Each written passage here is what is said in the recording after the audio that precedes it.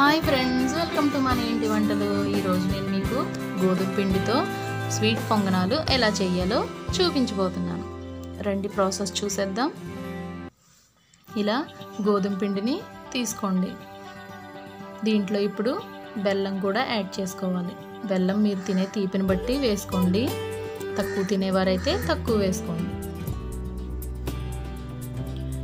కొద్దిగా salt,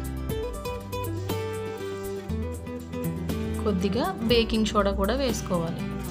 baking soda లేకపోతే మనం వంటల్లో వాడుకునే సోడాను కూడా వేసుకోవచ్చు. బేకింగ్ సోడా అయితే చాలా మెత్తగా వస్తాయండి స్వీట్ పొంగనాలు. ఇలా వాటర్ పోసుకుంటూ మన దోసపిండిలాగా కలుపుకోవాలి. బెల్లం బాగా కరిగిపోయేలా కలుపుకోండి. చూసారా?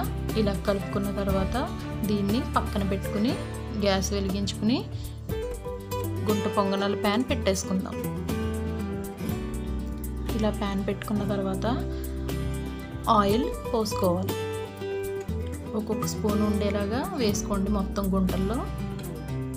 ఇవి చాలా టేస్టీగా ఉంటాయండి. అంతేకాకుండా చాలా హెల్దీ రెసిపీ కూడా ఇది. గోధుమ పిండి బెల్లమే కాబట్టి చాలా అంటే చాలా హెల్దీ రెసిపీ అన్నమాట.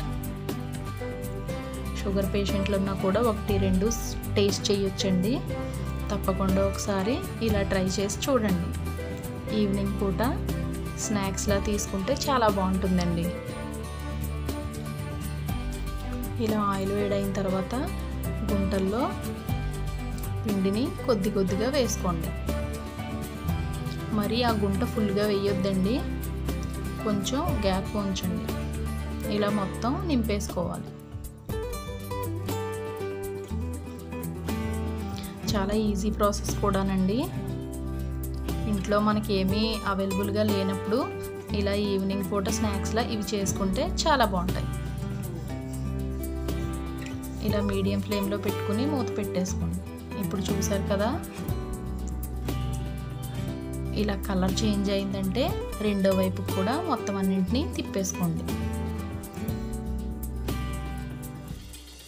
ఇలా కలర్ వచ్చే వరకు ఉంచితేనే మీకు మొత్తం లోపల వరకు బాగా ఉడుకుతుందండి. మొత్తం అన్నీ ఇలా రెండో వైపుకి తిప్పుకోండి. రెండో వైపు కూడా కొంచెం కలర్ చేంజ్ అయితే సరిపోతుంది. ఇప్పుడు రెండో వైపు చూద్దాం. చూసారా? కలర్ చేంజ్ అయింది కదండి రెండో వైపు కూడా. ఇప్పుడు స్వీట్ గుంట పొంగనాలు తినడానికి రెడీ అయిపోయాయి. చాలా ఈజీ రెసిపీ కదండి, చాలా సింపుల్ కూడా కదా. తప్పకుండా ఇలా ట్రై చేసి చూడండి. ఈ వీడియో కనుక మీకు నచ్చినట్లయితే లైక్ చేయండి, షేర్ చేయండి, కామెంట్ చేయండి. మన ఇంటి వంటలు ఛానల్ని సబ్స్క్రైబ్ చేసి పక్కనే ఉన్న బెల్ బటన్ని ట్యాప్ చేయడం మాత్రం మర్చిపోకండి.